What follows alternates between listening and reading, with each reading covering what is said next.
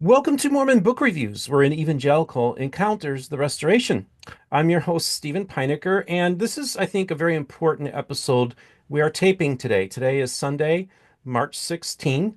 It's about 10 minutes to 4 my time, and shortly after we are done taping, I'm probably going to release it. And this is an important story. As many of you have known over the course of the last 6 months or so, there's been this controversy brewing about the Church of Jesus Christ of Latter-day Saints wanting to build a temple in Fairview, Texas. Now, many of you have probably seen this covered by Nemo the Mormon and the Mormonish podcast as well.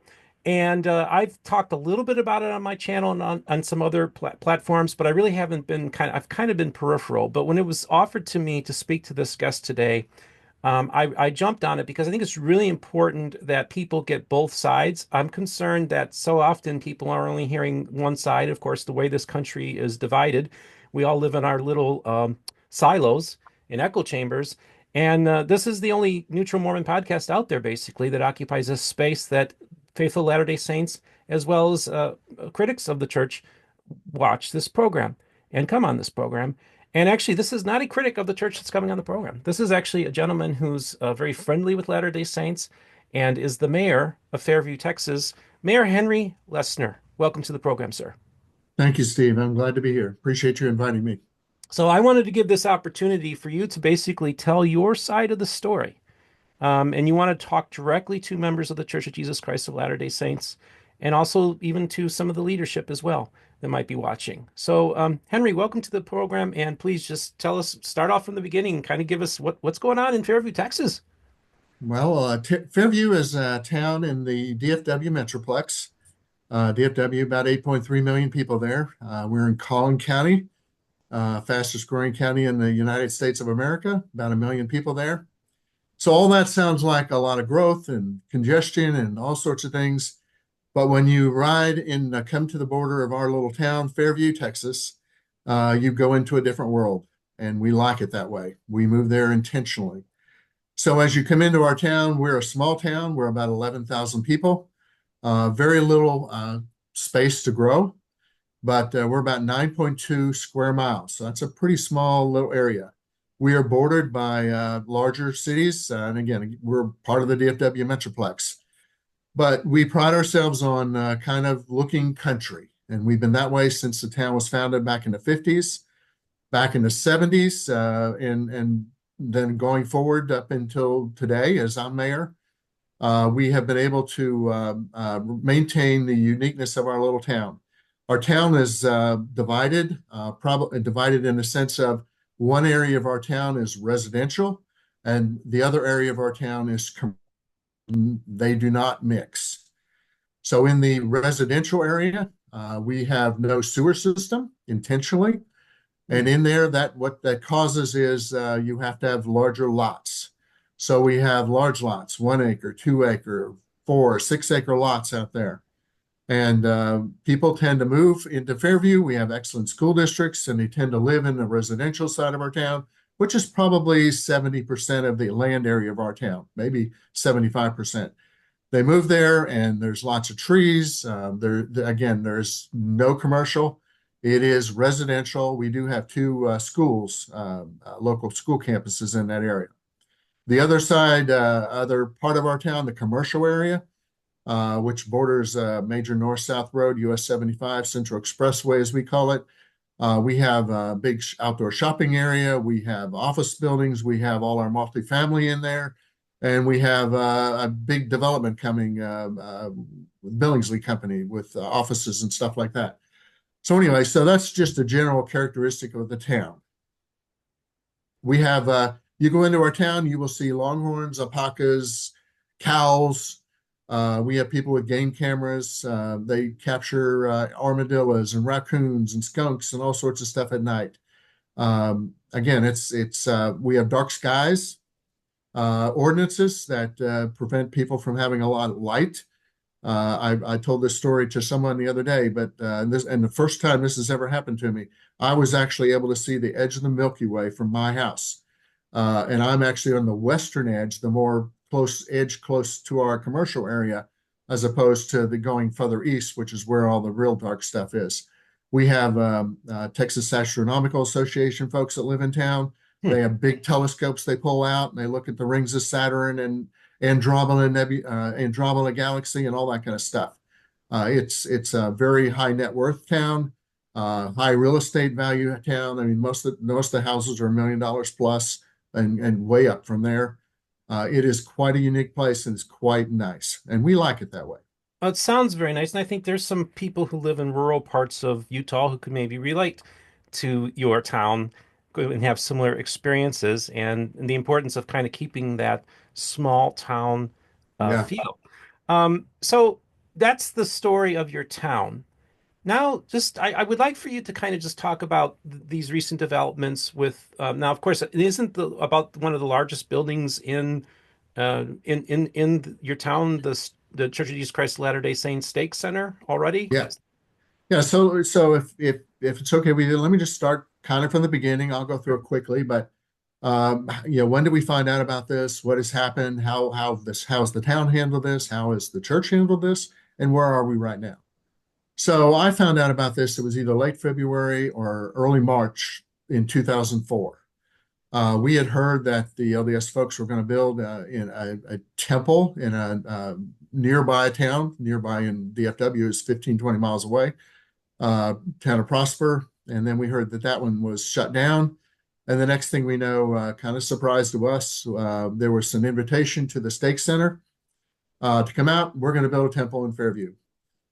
So they got off to a bad start. This is the church and their attorney. They had information meeting. The first one was not well publicized. I found out about it. The second one, we had lots of people go. And the attitude of the people that were there was, again, an attorney and one of the local bishops was basically, we're coming in here, we're going to build a very large building. And if you don't like it, you can leave, frankly, is what they said. And if you don't like it, the town doesn't like it, we're going to sue you. So that was the start of this. So I'll give you an idea there. What didn't get off to a very good start. So that being said, there are processes that we in the state of Texas that you follow. You go through, you have something you want to build. You go through our planning and zoning committee. You go through the town council. Town council has ultimate decision on these things. So the building that we're going to build was, again, this is in our residential area. Residential area, the maximum height allowed is 35 feet. There are rules about setbacks and how close you can be to your neighbor and how close you can be to a street and landscaping and drainage and all that kind of stuff that, regular city stuff. So, they brought to us a building that was, again, remember, this is 35 feet high. That was 65 feet high, 43,000 square feet, that had a spire or steeple that went up to 174 feet. Enormous building for our town, completely out of place, just wrong. So the other thing you need to know about this is it is right next to the steakhouse, as you mentioned earlier. The steakhouse was put in 2016. The steakhouse is one of we have eight religious institution buildings in our town. We have a United Methodist, we have a Korean Methodist, we have a couple Baptist churches, we have an Anglican church, and we have we actually have a Seventh-day Adventist church and a Lutheran church, if I remember them all. And I know the pastors, they all went through this process that's called the conditional use permit. And what a conditional use permit does is give them the ability to go beyond what our zoning says. So when the Stake Center, the meeting house as we call it, was there, it is now up at 67 feet up at the top of their steeple. And it is on the residential side of town. All these other buildings are generally. And it's the tallest building in the residential side of our town. So they came in with a building the temple proposal that was actually, the building itself was be as high as the stake building and then go up to 174 feet, which is taller than our water towers. We have two water towers in town. If you stand at our town hall, which is in our commercial area, it's 4 stories high, and you look out toward the east, which is our residential area, you see nothing but trees, 2 water towers, and the steakhouse steeple that goes up to 67 feet. So there was no controversy about that in 2016 when it was put in. The biggest controversy had to do with lighting, and again, I mentioned we're dark skies. So they made accommodation for us for that parking lot, and even since the temple has been around, they've actually turned the lights off at night, which we greatly appreciate. So anyway, so they come in with a very large building. They go through the P&Z process, planning and zoning process. Planning and zoning denied them the ability to build. Then they take it to the town council. The town council needs a supermajority, 6 of 7 people to vote for it. That process was there were hundreds, thousands of people that came to those meetings. We, the little town of Fairview, had to rent an event center in our town to accommodate. I don't know how many people we got in the building, 550 maybe. And we had kind of a show of residents versus LDS members there. Got a little raucous sometimes, but the good news was people eventually were very polite and respectful, and we heard lots and lots of um, um, ideas from both sides of this. So in August, I think it was, the town council voted on the proposed building, the 174-foot tall building, and unanimously turned it down. So then we're into what happens next. They were going to sue us. That's what they threatened. What we did instead is when you go to court in the state of Texas or you go to federal court, one of the questions they will ask us is, have you been to mediation? Have you been before a mediator? And at that point, no, we had not. So we decided, again, talking through attorneys to attorneys, our attorneys talking to LDS attorneys and local attorneys that they've hired, we decided that we would go through mediation. In mediation, we had myself, our town manager, our town attorney, and our mayor pro tem was there. And we never saw the LDS folks. They were in a room down the hall somewhere, so I don't know who was there. But the mediator, as you might guess, went back and forth, and they surprised us in a good way. So they come in with a proposal that the building itself, instead of 65 feet high, it would be 35 feet high. And it was done in what I call Southern California mission style. I thought it looked quite nice. And I said that to them when we saw them, or through the alert, through the attorney. The only thing we had an issue with still was the height of the tower, the spire, that just kind of a tower. So the way the building is, it's 35 feet high. In the center section, there's another 10 foot added to it. And then from there, there's a tower, round tower that goes up to 120 feet. So we said, yeah, it's not what we like with the tower, but we would accept that. This is myself and my mayor pro tem. We were given action items out of that meeting, out of the mediation meeting. It was our action to go back and talk to our town council about this, and what we had a conversation with our town council, also emphasizing the issue of suppose they did sue us. We get into that, and the issue is money. They are the world's wealthiest religious organization, and we are a town of 11,000 people.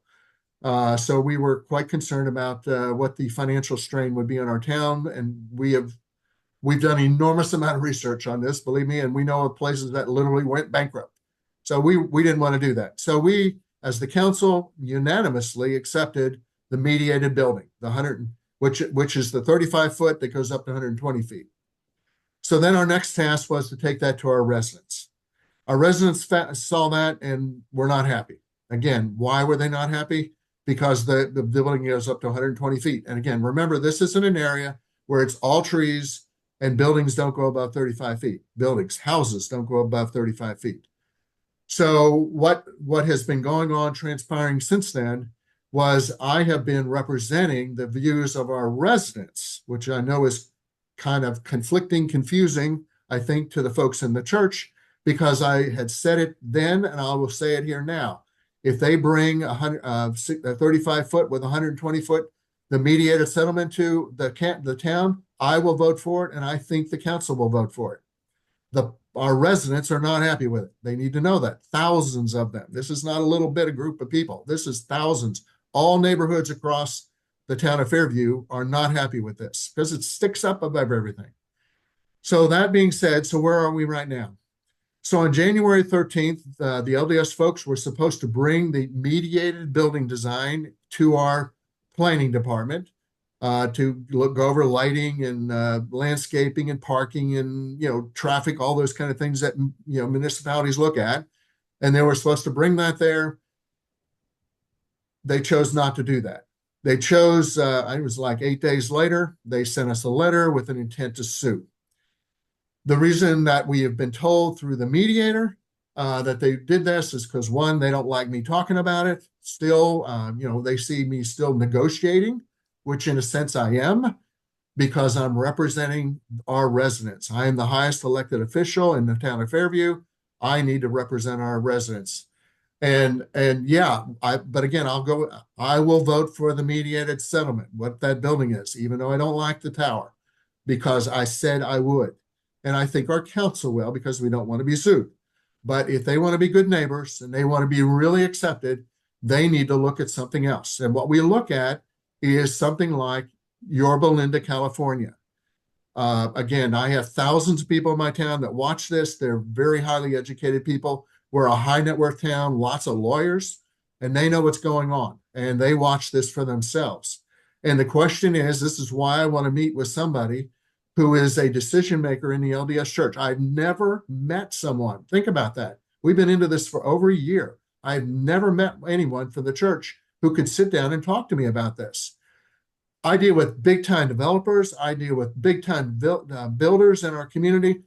Everybody talks to us. Why won't the church? And again, there's 8 other denominations of groups in there. We talk to all these people. Why will the LDS leaders not talk to us? That is a disappointment in a big way for me that they won't do that.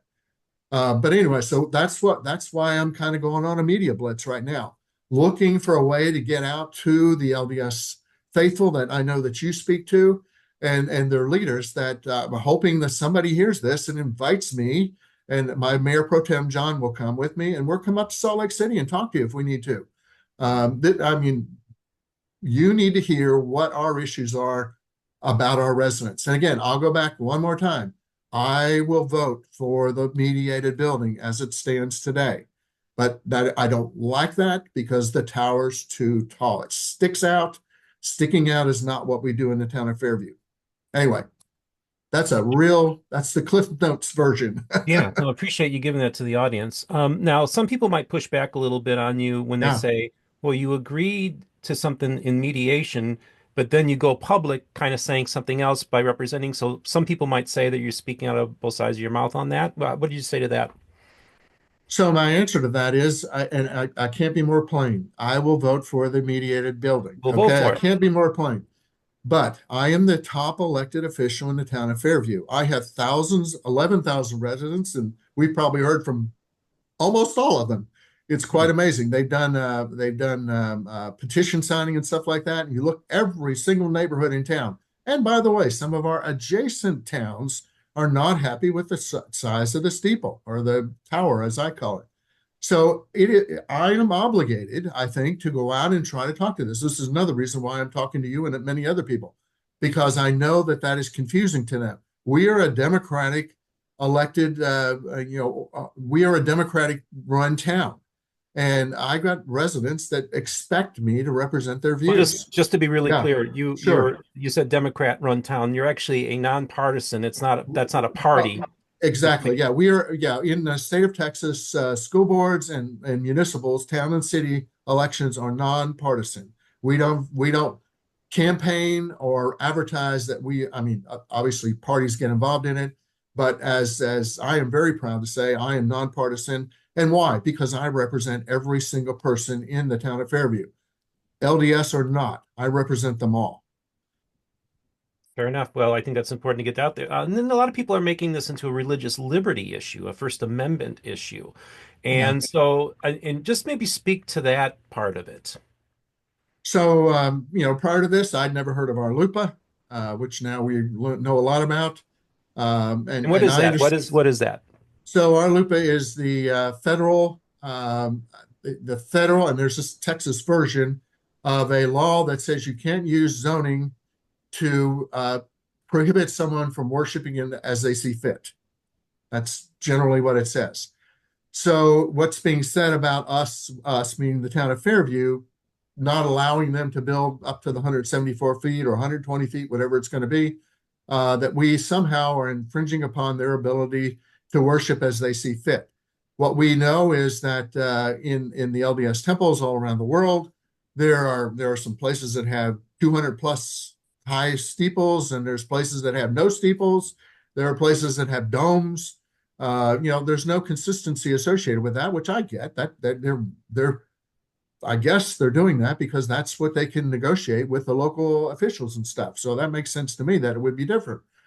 So that's what that is. So how is this religious liberty from our perspective? We have never said that we don't want a temple. We've been open. We have a meeting house right next door to it. You're more than welcome to build a temple there. No problem at all. No problem at all. The issue is just try to make it conform closer to what our local zoning laws are and something that our thousands and thousands of non-LDS members that live in our community can accept the size and scope of the building that you want to build.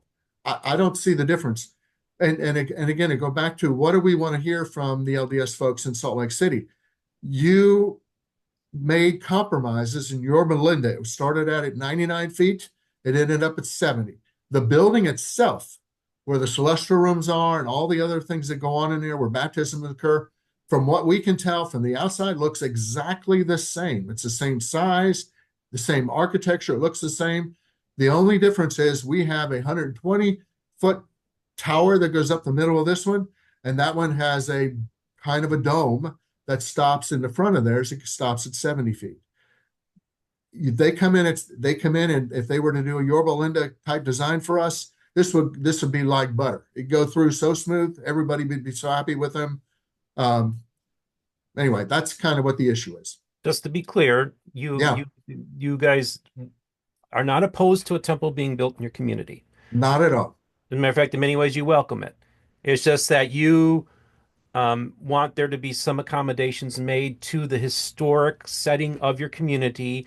The fact that you want there to be dark skies, so I'm assuming you don't want their temple illuminated at night. The fact that you have a certain, you want your trees to be the more prominent aspect of your community. So you want the temple to kind of blend in with the community and kind of complement it, as opposed to maybe in some ways people might look at it as being disruptive. Yes, I think I've offended some of them, the LDS folks, earlier in the conversations when we talked about the big building, and I said this in our town council meeting. I said it would stand out like a sore thumb. And if you were in our community, all the folks that come here, the LDS attorneys from Salt Lake City, I've taken them. We meet in town hall, and I've taken them. Show them the size of the building that they're proposing to do. And then we go up in the fourth floor of our town hall and we look to the east where all the trees are, where all the residences are, and say, can you imagine that building sitting out there? It just, it's just not the place for a building like that. We have also, by the way, tried to accommodate them. If they wanted to build on our commercial side of town, they can build up to 9 stories if they want to. They can build a humongous temple over there if they wanted to, and no big deal. The issue is this is in a residential area. It's surrounded by beautiful homes, lots of trees, and it just doesn't fit. Hmm. So I do want to ask about were you in the town council when in 2016 they built their stake center? I was. And So, the only issue there was lighting because of our dark skies. And as I said, they accommodated us and we're very pleased because now with the proposed temple, they actually turn the lights off most of the time. They have also, by the way, even with the big building, and I don't know how they would do this, but they said they would comply with our dark skies ordinances. okay. So we take them at their word at that. Now, what that means, I'm not, we need to Got understand to what that work out means. what yeah, because Yeah. again, most temples are well known for being illuminated at night. Yes. Yeah, we Um, know. They have and literally told us they would turn them off at night. okay, They would have them on only from, and again, I know kind of what goes on in temples and there's work schedules associated with that. And I think they start at 6:30 and they go to 9 or something like that. So during that period of time, they said, okay, well, we would have some lights on, but then after that, they said they would literally turn the lights off. okay. So, that's thank you very much. We Yeah, appreciate that. that's cool. Now, the question I have for you is was this land that's next to the stake center, was this purchased by the church in the 2016 acquisition, or was this something that was later bought by the church? I am not 100% sure on that. I'll tell you what I know about that land. It's 8 acres. It is not in the name of the church. It is in the name of a couple of or an LLC right now. Uh, it is, I don't believe it's owned by the church yet. I think it's owned by maybe one of their local members, to be frank about it. So yeah, I don't know when they bought it. It's not something that we would be watching all the time. Okay, interesting. And was a similar situation done in 20 for the 2016 stake center where it was owned by LLC I before? that I do not know. I don't Okay. know. I'm just kind of curious about that. And Yeah. so, and you also said that you had mentioned that you're an individual who was in an industry in which you would often negotiate with corporations, also even as mayor, and you typically want to talk to the decision makers. So, what does that look like? How would you like this to transpire? Like you had said that you and your mayor pro tem would actually fly out to Utah and actually meet with the leadership of the Church of Jesus Christ of Latter-day Saints. How would you like that to happen I mean, the best thing would be for them to invite us. and fly out there? And nice way, we're fly up there, as soon as we can. I have a bit of a nosebleed problem right now, but I need to get that fixed. But that aside, as soon as I'm comfortable, I'm not going to bleed out on an airplane. Sure. We're fly up there, we'll sit down with them, have a nice conversation, have lunch, whatever, and we can talk about why is it important for them to have a really, really tall steeple, and why is it important for us to have something that's not so tall. And again, the difference we're talking about here is 70 feet to 120 feet. Uh, you know, I know they've told us why they want a really high steeple, and I get it, looking up to God, but that's kind of not the style of buildings anymore, church buildings especially, at least around here. Yeah, we have some big, tall, steeple buildings and stuff like that. They've been there for decades. But most of the newer ones that are being built are more practical type buildings that can be used for, multi-purpose kind of rooms. But so what's the difference between having a 70-foot top or versus 120 feet? What's the difference? There's And nothing in there. the question I have for you, like you had said that if so, part of the reason is you can't actually vote on this because they've never formally presented that mediated thing, right? That is correct. So you're saying that if tomorrow, if the church went and submitted this to the council, you would vote yes. They have to go through the process, but Okay. but it eventually will get to the council. And if it looks like what I think it looks like today, I would vote for it. Yes. Okay, just to be really clear on that. Oh yeah, So I just to make can't it clear, say that enough. it's not they welcome the Latter-day Saints into their community. They do not discriminate, do not want to discriminate on based on their faith or worship or anything like that. They understand that the temple is a sacred space for members of the Church of Jesus Christ of Latter-day Saints, and that they don't want to. And this is not about trying to infringe on their First Amendment's rights, the right to assembly and religious freedom. And so, just to be really clear, tomorrow, if this was presented, that it would go through a process that eventually would probably be approved by the council. So, just is that a fair summation there, sir? I think it is. Yes. Yeah. Okay.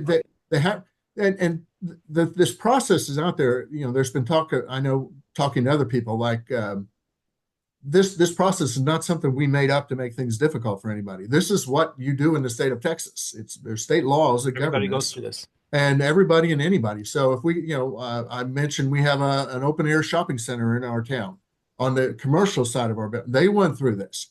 Whenever they want to make changes, they come back to the council. If they want to change signs, they come back to the council. There's nothing unusual about what we're asking them to do. It's what everybody else has done. So, were you surprised by the reaction I mean, your town has been put under the spotlight through this international spotlight in many ways. It's become a big story. What's it like to be thrown into that whole world? Here you are, a small little sleepy town, and next thing you know, you become the center of controversy. What's it Yeah. been like for you and the community as well? So first of all, we are small, but not sleepy. Okay, okay, good, good. No, no, no. But just remember where we are. Yeah. Some people think we're out in the country and all that kind of. No, we are surrounded by some of the fastest growing towns in the United States of America.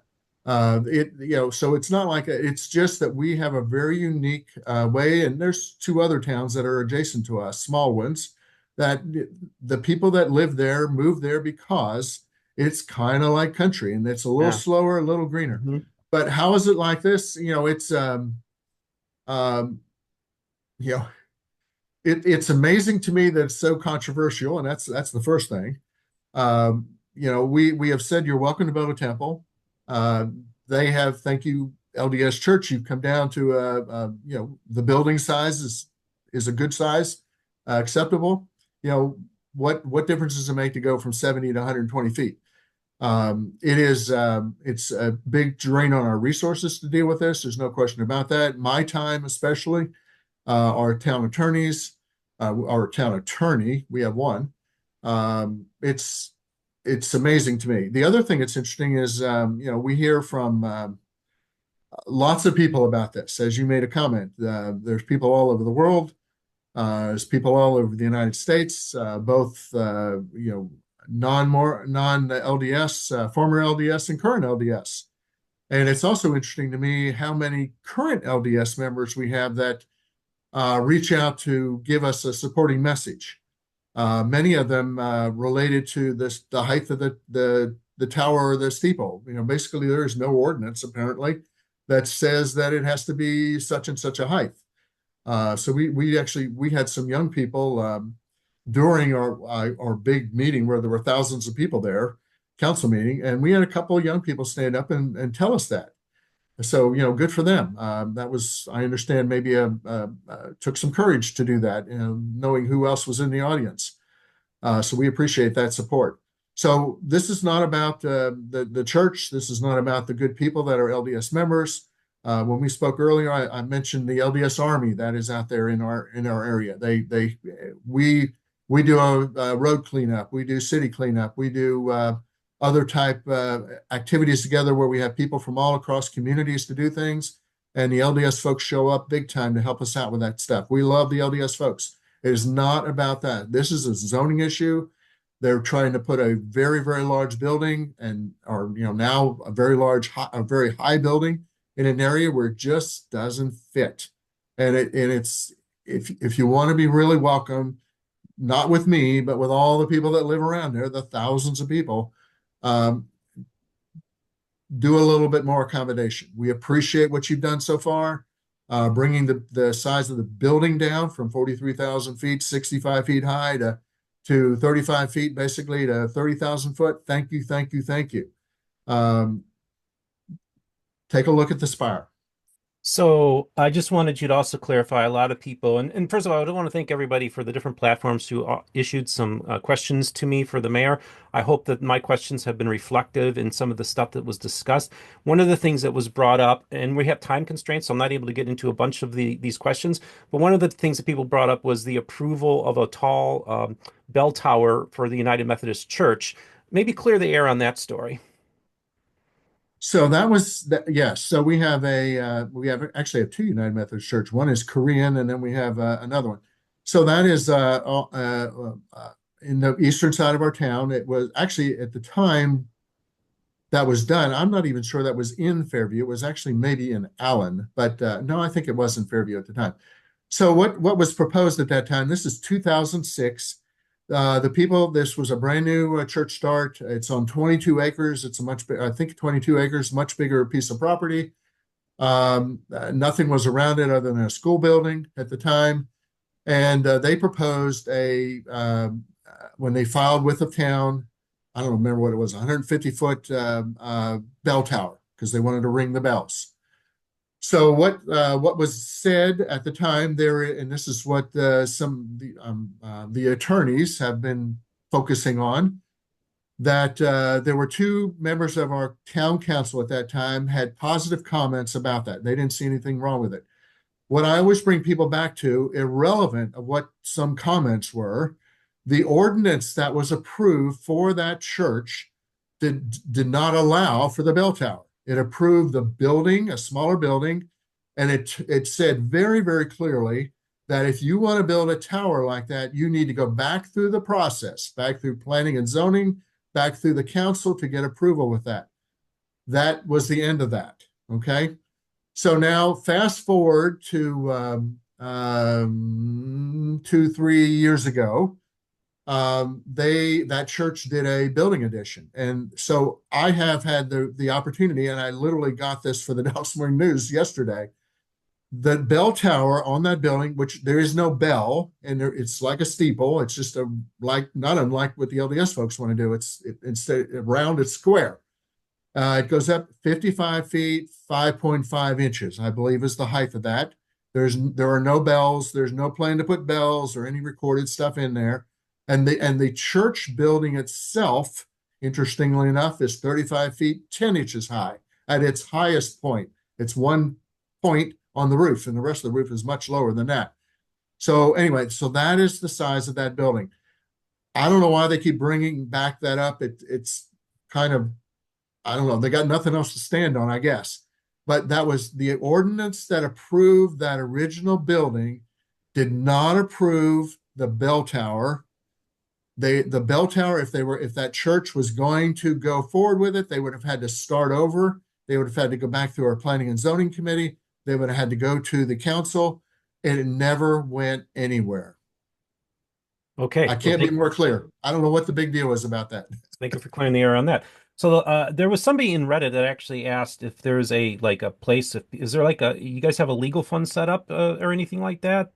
So again, trying to make sure people understand this is a zoning issue. We have a zoning defense fund that we set up, I don't know, a couple months ago. Okay. We were asked because people wanted to donate to it, and we're not focusing on it. If the church sues us, we're going to need millions of dollars.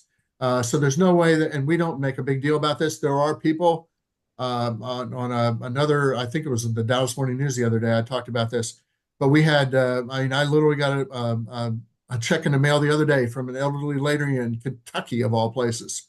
And she said she thought that what was happening to us was so bad that she wanted to help us out. So she gave us a $25 check to add to that. So this is not going to be any kind of salvation for us from the town going bankrupt and all that. From my perspective, it's interesting, and I don't have the numbers in front of me, but we have made it public. We do that every council meeting. But we have a couple of hundred, almost 300 or something people that have donated from it. And interesting enough, most of them are not Fairview residents. Hmm. They are other friends, they are former LDS and even LDS members who are doing that.